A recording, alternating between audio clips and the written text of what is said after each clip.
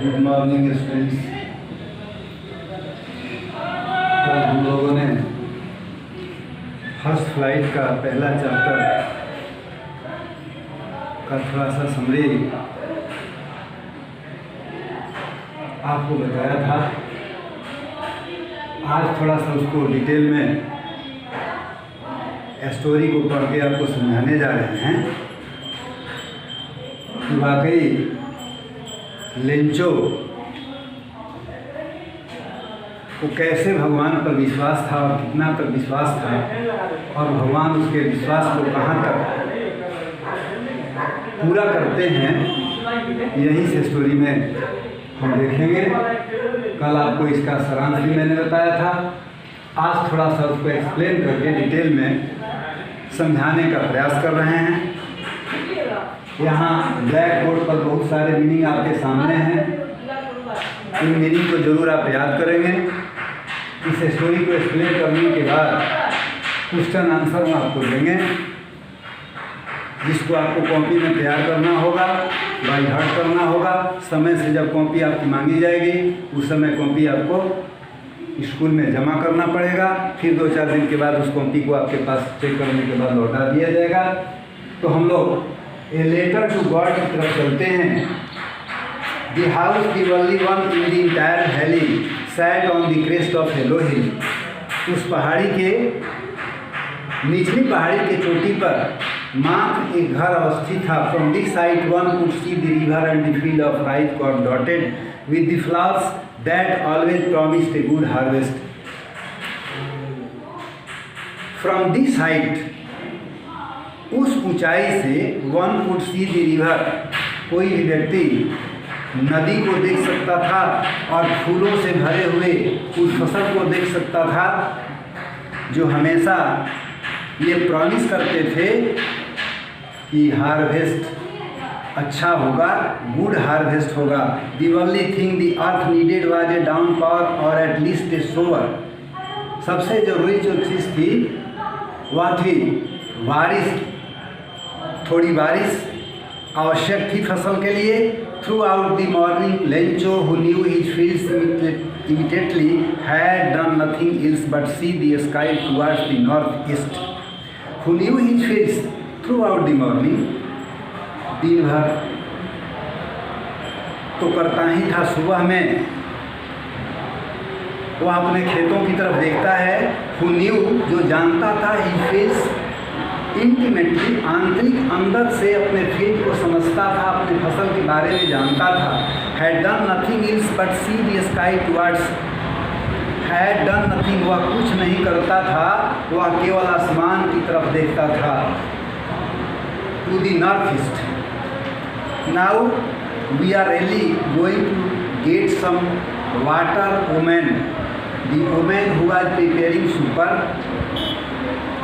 औरत जो खाना बना रही थी, रिप्लाई जवाब दिया, यस गॉड विलिंग, भगवान की इच्छा होगी। The older boys we are working in the field while the smaller ones we are playing near the house until the women called them all. The older boys we are working in the field, जो बड़े बच्चे थे वो बच्चे खेतों पर काम कर रहे थे। जो छोटे थे वो घर के नज़दीक खेल रहे थे। Until the woman called to them all, जब तक उन सबको औरत बुला नहीं लेती थी।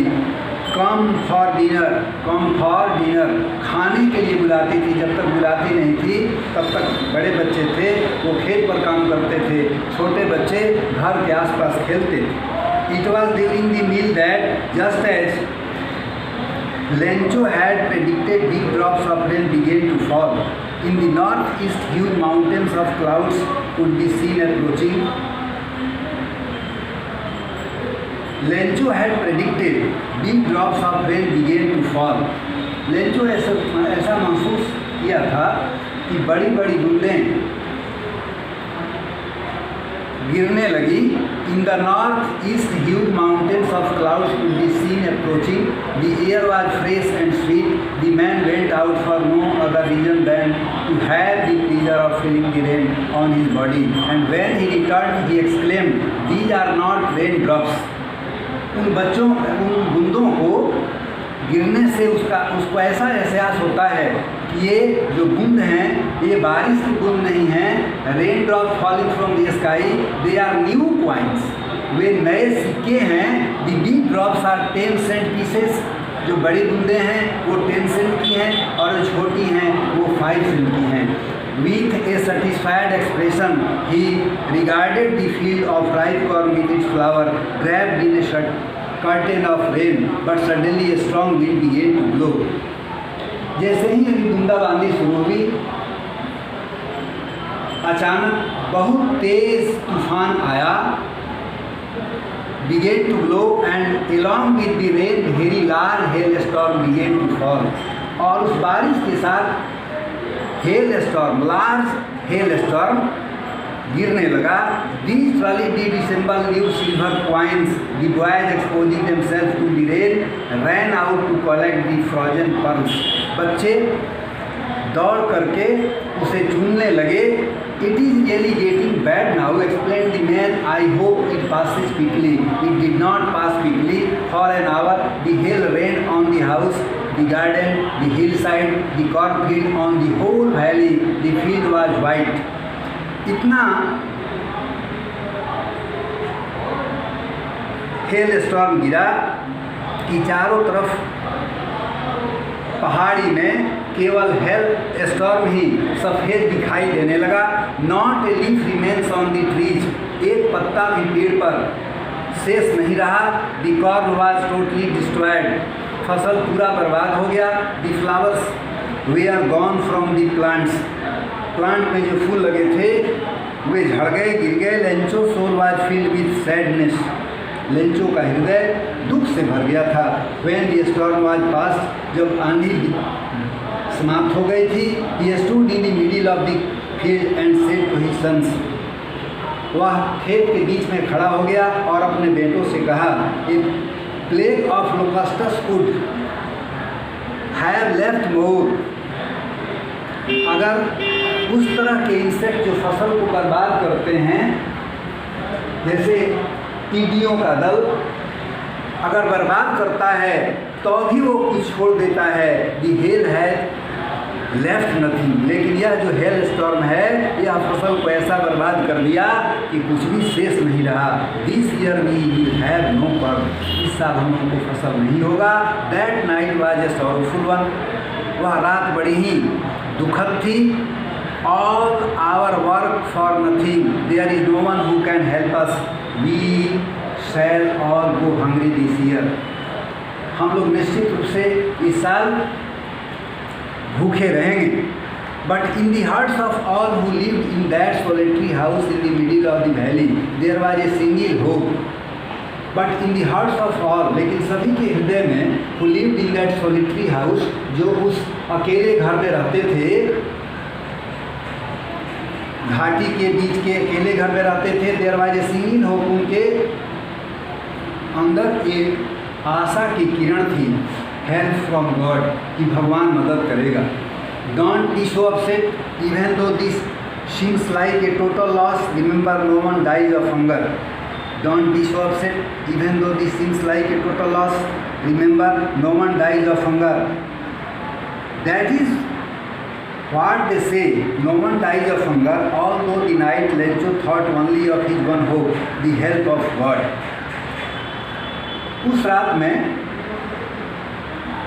लेंचो मात्र एक भगवान पर विश्वास करके उनकी मदद पर आशा किया। हुज आइज, जिसकी आंखें, as he had been instructed see everything, सबको देखती हैं, even what is deep in one's conscience. Lencho was an ox of a man working like an animal in the field. Lencho आदमी तो था, लेकिन आदमी के रूप में ऑक्स, बैल की तरह वह खेतों पर काम करता था। But still he knew how to write. The following Sunday at daybreak he began to write a letter with himself could carry to town and placed in the mail. It was nothing less than a letter to God. उस Sunday के दिन उसने एक पत्र लिखा, उसको लेकर के आया, मेल किया और इट वॉज नथिंग, वह कुछ नहीं था, then a letter to God, भगवान के पत्र के सिवा उसमें दूसरा कुछ नहीं था। गॉड ही रोट, उसने लिखा था, गॉड यहाँ इन्वर्टेड कॉमा में है, he wrote, if you don't help me, अगर आप मेरी मदद नहीं करते हैं, my family and I will go hungry, तो मैं और मेरा परिवार भूखे रहेगा 20 ईयर, इस साल। I need 100 pesos in order to sow my field again, अगला खेती करने के लिए, अगला फसल बोने के लिए मुझे 100 pesos की आवश्यकता है, and to live until the crop comes because the hail stops, और मुझे खाने के लिए जब तक अगला क्रॉप नहीं होता है आप मुझे 100 रुपया देंगे। He wrote to God on the envelope, put the letter inside, and still troubled went to town. At the post office, he placed a stamp on the letter and dropped it into the mailbox. One of the employees, who was a postman and also helped at the post office, went to his boss, laughing heartily, and showed him the letter to God. Never in his career as a postman had he known that address the postmaster, a fat, amiable fellow who broke out laughing। जब mail कर दिया अपने पत्र को और उस पत्र को देखा पोस्टमास्टर तो लाफिंग हंसा, but almost immediately he return serious and tapping the letter on his desk commented, what faith I wish I had in death of the man who wrote this letter, starting of a correspondence with God. So in order not to shake the writer's faith in God, इसलिए उसने writers के faith पर पानी फेरना नहीं चाहा।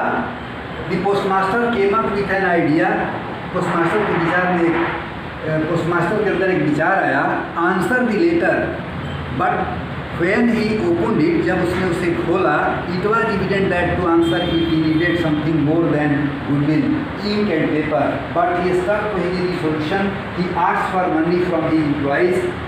इसके लिए उसने अपने एम्प्लॉय से कहा कि अगर वह व्यक्ति इतना भगवान पर विश्वास किया है तो आप लोग भी कुछ मदद कीजिए और उसको यहाँ से पैसे कुछ मैनेज करके भेज दिया जाए ताकि उसका जो अटूट विश्वास है भगवान पर वह बना रहे। Several friends of his were obliged to give something for an act of charity. It was impossible for him to gather together the 100 pesos, लेकिन उसके लिए 100 pesos इकट्ठा करना कठिन था, असंभव था। So he was able to send the farmer only a little more than half. He put the money in an envelope addressed to Lencho and with it a letter containing only a single word as a signature word. उसने Lencho के नाम से address करके उस money का half भेजा और from God कर दिया। The following Sunday, Lencho came a bit earlier than usual to ask if there was a letter for him. It was the postman himself who handed the letter to him. While the postmaster, experiencing the contentment of a man who had performed a good deed, looked on from his office, Lencho showed not the slightest surprise on seeing the money, but was his confidence. But he became angry when he counted the money. अंदर में तो बड़ी खुशी हुई उसको इस mail को देख के जो भगवान के द्वारा भेजा गया था, लेकिन उस मेल को जब उसने खोला और देखा तो वह बहुत अंदर से नाराज हो गया, गुस्सा हो गया। God could not have made a mistake, भगवान कभी भी गलती नहीं कर सकते। Nor could he gave denied Lencho, और नहीं तो वो लेंचो को डिनाइड कर सकते थे। व्हाट ही हैड रिक्वेस्टेड, जो जिसके लिए उसने उनसे रिक्वेस्ट किया था। Immediately Lencho went up to the window to ask for paper and ink, वो इमीडिएटली चला गया और जाकर के पोस्ट ऑफिस के विंडो से इंक और पेपर ले लिया। On the public writing table ही started to write, public writing table पर बैठ करके लिखना प्रारंभ किया। With much beating of his brow caused by the effort he had to make to express his ideas. When he finished, he went to the window to buy a stamp with his lit and then fixed to the envelope with a blow of his fist.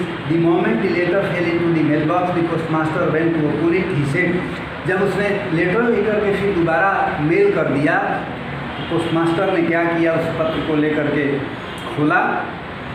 God of the money that I asked for only 70 pesos. God of the money, वह पैसा जो आपसे मांगा था, only 70 pieces, मात्र 70 pieces था जो मेरे पास पहुंचा।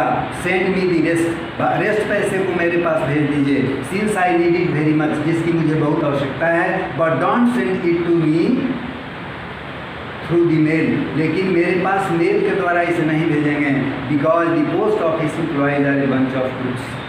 चूँकि ये जो पोस्ट ऑफिस के एम्प्लॉयज हैं ये बंच ऑफ क्रूक्स हैं, ये धोखेबाज हैं। लेंचो, लास्ट में अपना नाम वो लेंचो लिख देता है। यही आपका स्टोरी था। इसलिए स्टूडेंट्स आप इसको निश्चित रूप से 1-2 बार पढ़ेंगे, पढ़ने के बाद स्टोरी को समझेंगे। आप जानते हैं कि क्वेश्चन जो दिया है लेसन के अंत में, उससे आंसर तो आता है बहुत कम ही, बीच से लाइन दे करके उस पर क्वेश्चन बनता है। इसलिए बुक को रीड करना, उसको समझना आपके लिए बहुत आवश्यक है। और इसके बाद हम आपसे फिर मिलेंगे अगले क्लास में। हम आपको कुछ क्वेश्चन धीरे धीरे जो इम्पोर्टेंट क्वेश्चन है उसको लिखवाएंगे। Thank you very much.